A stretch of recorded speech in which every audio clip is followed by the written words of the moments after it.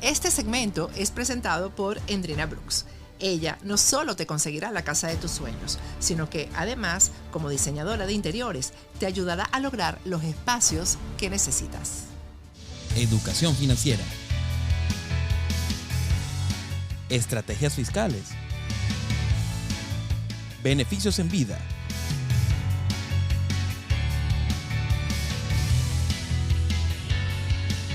Y mucho más.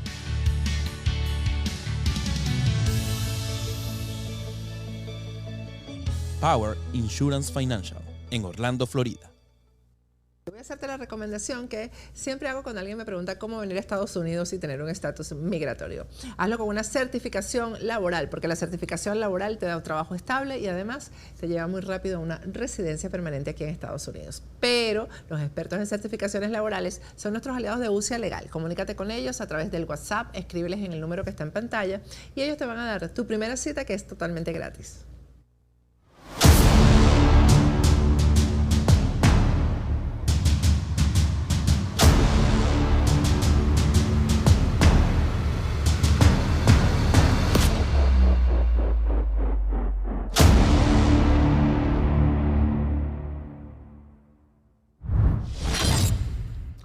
Feliz día para todos. Como siempre, yo no puedo perder mi saludo tradicional. Andrés, que la fuerza los acompañe en lo que queda del día de la semana. Bueno, el programa de hoy está prácticamente, tenemos el correo FP encendido. El correo de Factores de Poder está encendido y nos ha llegado mucha información, sobre todo con la visita de la vicepresidenta del gobierno de Nicolás Maduro, Delcy Rodríguez, a la China. Muchos quedaron sorprendidos. La visita ha sido anunciada con bombos y platillos. Además, debemos recordar que la dio China, prácticamente la información la dio China al régimen. Fue lo referente a Tarek El Aissami.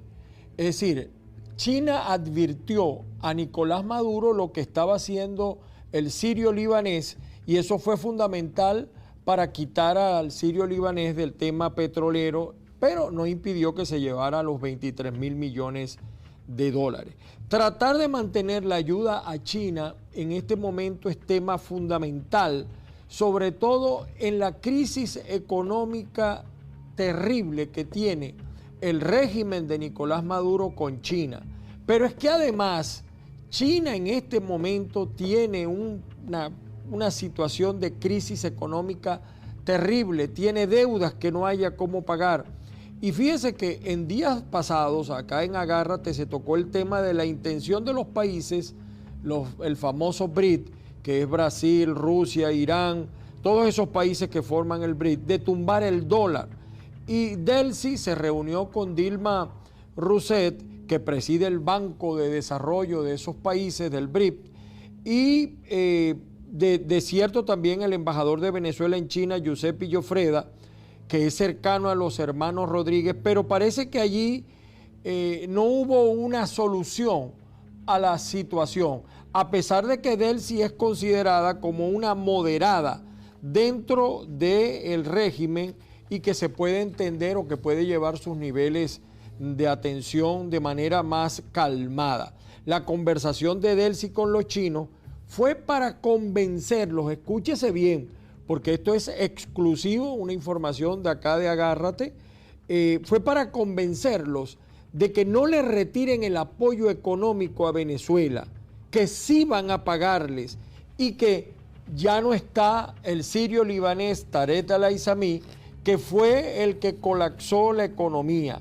No queremos caer en las garras de Estados Unidos por necesidad, dijo la señora Delcy Rodríguez. Fíjense ustedes todas las cosas que están sucediendo, mientras lo cómico de esto es que mientras todas estas cosas están pasando, pocos, yo diría que ninguno, pero les voy a dar el beneficio de la duda, pocos líderes, entre comillas, de la oposición han hecho referencia a esta visita de Delcy a la China. Es decir, la han pasado por debajo de la mesa sin darle mayor importancia, cuando es un tema que tiene que ver mucho con el futuro del país o la posibilidad que en el país haya realmente una presión ejemplar hacia el régimen. Fíjense que Delcy, un dato curioso, llegó a Shanghái y es tan poca la atención que le están dando los chinos a la visita de Delcy que la atendió un hombre con rango de director general. Un trato, por supuesto, de un funcionario intermedio que no se acostumbra en este tipo de situaciones. Allí también está Nicolásito, porque recuerden ustedes que Nicolásito es egresado, no sé cómo sacaría el título, pero lo tiene, es egresado de la China, de una universidad china. Yo supongo que él habla chino, ¿no? Supongo yo. Y allí en Shanghái hay un banco que está en un segundo piso que maneja los depósitos de lo que supuestamente tenía que tener allí Tarek El Aissami. Además, por supuesto, de la recuperación de algunos de sus fondos, Maduro tiene la esperanza de que China le preste dinero para la industria petrolera. De hecho, al señor Chelsea, o Telechea, no sé cómo si es italiano debe ser Telechea, pero no sé si será italiano, también se le encomendó buscar financiamiento. Esto lo han reseñado varios periódicos a nivel mundial. Lamentablemente ustedes saben cómo opera la prensa, la presión que tiene la prensa en Venezuela. Y una de las opciones que a mí me llamó poderosamente la atención, el apoyo de Estados Unidos a lo que llaman el bloque Dragón con Trinidad y Tobago, donde Venezuela quiere recibir dinero por la inversión y además que el gas sea vendido y le sea pagado en parte y no solamente como parte de la deuda, porque también hay que decir que los venezolanos cuando nacemos, cuando somos, cuando estamos, ya tenemos una deuda. O sea, ustedes no tienen una idea de la deuda que tiene o que tienen los venezolanos por culpa del manejo del Estado que ha hecho Nicolás Maduro. Algunos opositores dirán que Maduro está allí buscando dinero para la campaña. No, señores, Maduro no está buscando dinero para la campaña porque ellos tienen cómo resolver la campaña de otra manera. Está quebrado. Miren, hay varios bancos de Venezuela, se llaman Banco de Venezuela, tantos nombres que han inventado ellos, que han ofrecido préstamos a los llamados emprendedores en dólares. Han pasado más de un año y muchos emprendedores se endeudaron para hacer los proyectos, y además de eso pagaron por debajo de la mesa a algunos funcionarios y esta es la fecha que ninguno de esos créditos se ha dado. Aparece aprobado, el crédito aparece aprobado, pero ninguno ha cobrado. Por eso este campo gasífero, costa afuera, ustedes saben pues que ya la producción petrolera en Venezuela el mes pasado cayó. Primero porque Maduro había contratado en una triangulación que yo todavía no la entiendo, Estados Unidos, Venezuela, Irán. Estados Unidos no iba a tratar con Irán, sino que a través de Venezuela, Irán iba a suministrar los diluyentes para ayudar a la producción de hidrocarburos en Venezuela, gasolina, etc. Y eso parece ser que no se ha dado. Irán ha sacado su participación, se salió de ese juego. No sabemos si tal vez la influencia de Tarek El Aissami esté allí presionando, porque hay un grave problema, y que yo lo he mencionado varias veces y Patricia también. El régimen cubano, la dictadura cubana, está prácticamente desdeñando a Maduro y a Delcy. Lo que pasa es que el régimen cubano no puede terminar la relación con Nicolás porque le debe, según sus cuentas, Venezuela le debe mucho a Cuba. le debe mucho dinero a Cuba. Y es lamentable escuchar eso, como está el país. Imagínense que, según las informaciones que nos llegan, en el convenio Cuba-Venezuela, para vendernos esas medicinas chimbas que vendían los cubanos a Venezuela, son 1.500 millones de dólares en el convenio Cuba-Venezuela. Por eso es que el señor dictador Díaz-Canel, siempre le digo Canadel por un amigo que tenía yo apellido Canadel, el señor Díaz-Canel viaja en Conviasa, pero realmente ya ese avión es de Cubana de Aviación. Y yo conocí un piloto de Cubana de Aviación venezolano que vivió mucho tiempo en Cuba y me estaba explicando cómo operaba eso, y de paso que no es nuevo, que ese tratamiento no es nuevo. El problema es que Maduro está presionando a China para que le aporte, y de esa manera ellos amortizar un poco la deuda con Cuba. No la van a amortizar toda. El problema es que yo creo que China no les va a dar nada. Muchos están metidos en ese paquete. Por eso fue, aunque no tiene que ver con este tema, por eso es que ustedes ven que el condenado, ese es el señor Benjamín Rauseo, yo le digo el condenado, no ha regresado a campaña. Eso de que él regresó a campaña es mentira. Tampoco tiene dinero, porque él contaba con que le iban a dar 6 millones de dólares para hacer campaña. Anunció que iba a hacer, pero no. Por cierto, que me enteré que en ese comando de campaña del condenado está el señor Luis Vicente León. Es su principal promotor, a ver si se le da el milagro con el señor condenado. Pero Delcy y Maduro están bastante deprimidos porque Cuba no les para. Recuérdense que en el pasado hemos comentado que hay dos bloques: el bloque de Lula y el bloque de Cuba, y cada uno está presionando de manera distinta. Por eso es que Diosdado fue a Cuba, porque Diosdado pudiera ser la pieza que engrane la relación de Maduro con Cuba. Parece mentira al que no querían los cubanos, ahora parece ser que tiene preferencia por parte de la tiranía cubana. Ellos le dicen, hay un general, que no recuerdo ahorita el nombre, un general cubano, que le dice a Maduro el gran mamerto. El gran mamerto era un juguete, los que son de Cuba o los que han vivido en Cuba saben ese juguete que sacaron en época de estos 60 años de tiranía cubana, y así ellos apodan a Nicolás Maduro. De hecho,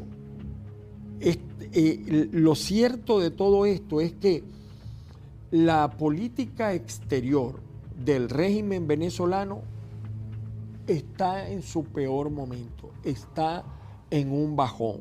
Están planteando sacar a Iván Gil y posiblemente lo hagan. El problema es a quién colocar para que rehaga estos lazos, cosa que no es nada fácil. Para contentar a los cubanos, pues por supuesto, Maduro sabe que necesita a los cubanos porque los cubanos están metidos en Venezuela, manejan la DIEX, manejan los organismos de seguridad, tienen demasiado control interno, se entienden con los grupos guerrilleros en la frontera, etc. Le han ofrecido, le han prometido parte de esa deuda, pero en el convenio Cuba-Venezuela parece que hay otros que dicen que no son 1.500 millones de dólares. Agárrense de donde estén por lo que les voy a decir. Aparentemente son 9.000 millones de dólares. Viene la reunión del grupo de los 77 y aparentemente esa reunión va a ser en Cuba. Los cubanos no le van a dar protagonismo a Maduro porque saben que Maduro está quebrado. Y como dicen, billete mata galán. Ya Maduro no es el galán cubano. Ellos están buscando, por eso ustedes han visto también un acercamiento de Cuba a la política de los Estados Unidos en este campo gasífero. Parece ser que está metido o tiene el visto bueno de los Estados Unidos, y eso lo hace a uno presumir alguna conducta por parte extraña por demás por parte de los cubanos. Así que la confrontación comercial que inició Donald Trump y que ha continuado Biden, la está perdiendo China. ¿Y por qué la está perdiendo China esa guerra? Bueno, eso nosotros lo vamos a analizar en un segundo segmento. Confórmense con saber, por ahora, que no la tiene fácil China. Mucho más difícil la tiene Venezuela, no la tiene fácil Cuba, y eso ha flexionado en algunos puntos. ¿Qué es lo lamentable de todo esto y por qué yo cuento parte de esta historia? Porque debería la oposición venezolana aprovechar esta coyuntura. Hay una coyuntura importantísima, porque los países se manejan por intereses económicos. Más allá de lo que nosotros pensemos, creamos, los países responden es al bill metal, al dólar.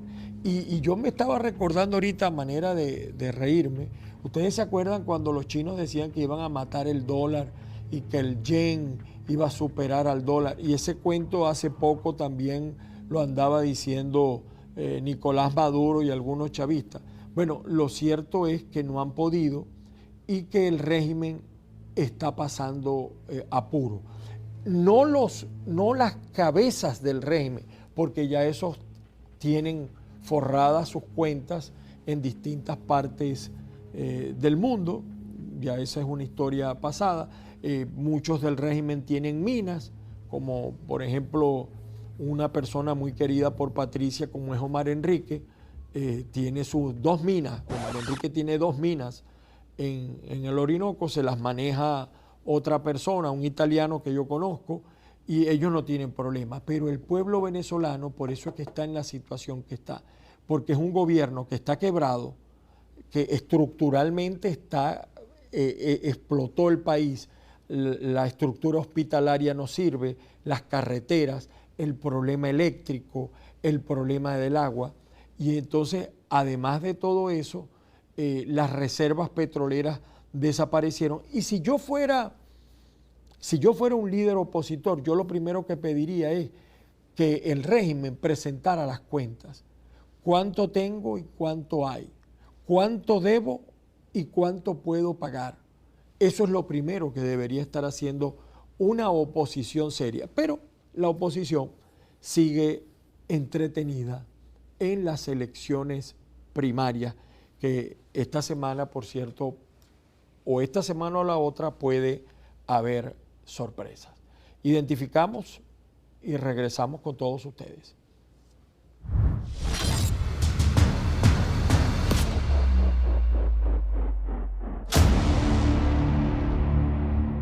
Este segmento es presentado por Endrina Brooks. Ella no solo te conseguirá la casa de tus sueños, sino que además, como diseñadora de interiores, te ayudará a lograr los espacios que necesitas.